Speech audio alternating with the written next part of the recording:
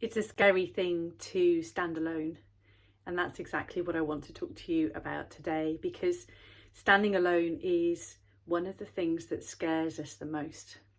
We're hardwired to feel like if we step away from our tribe, if we go to the edges or walk away from our tribal village, that we will be in danger. And yet, as I said in the words with this video, actually it's when we find the courage to stand alone, to stand in our truth, that we really feel we belong. But it really scares us. So I really wanted to just talk about this and to challenge you to think about where you're compromising your truth and therefore not really feeling like you belong.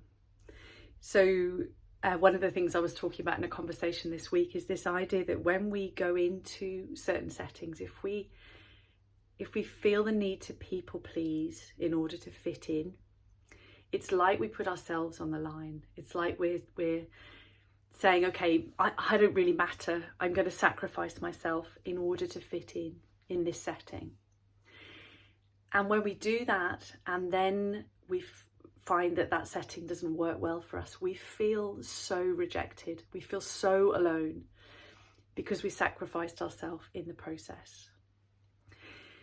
Whereas if you find the courage to stay in your authentic truth, even if that means asking questions and disagreeing, then if things don't work out, you haven't put yourself on the line. You haven't sacrificed your own principles, your own beliefs in order to fit in with that group. And the risk is actually less than if we just go down the people-pleasing route. Now, I'm speaking from a place of having really cultivated my people pleaser over the years in my family and also as a doctor. And I used to, as a doctor for years, I used to feel like, is it just me?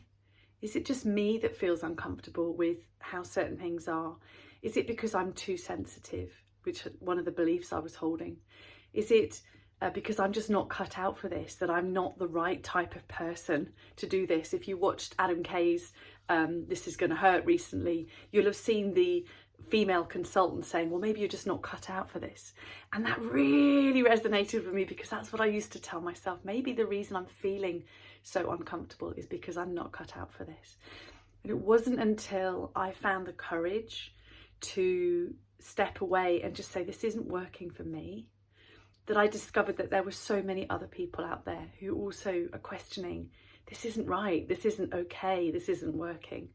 And suddenly I belong. Suddenly I feel part of an international movement of people who are prepared to say, we need to change something.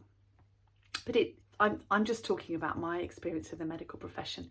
This can go for anything. It could be office culture. It could be the way your family behaves.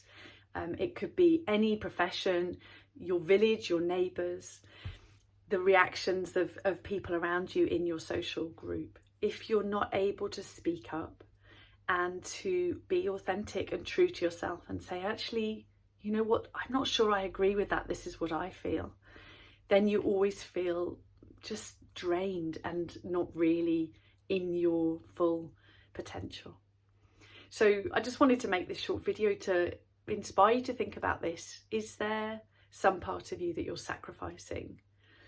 And is that weighing you down? Is that draining you? Is that the reason that on a Monday morning when you wake up, you feel a bit like, oh, I really don't know if I've got the energy to keep going with this? And is it worth just thinking about, if I were to speak my truth, what might that be like? What could I do to help myself to do that? Do I need to practice? Do I need to find a buddy? Do I need to talk to someone in order to be able to acknowledge that side of me that really needs to come out? I'd love to hear your thoughts. This is just a video that after a long break, I haven't seen you in a few weeks as I've been taking a breather for myself. I love to get your feedback and your questions, so keep them coming. I'll see you soon. Bye for now.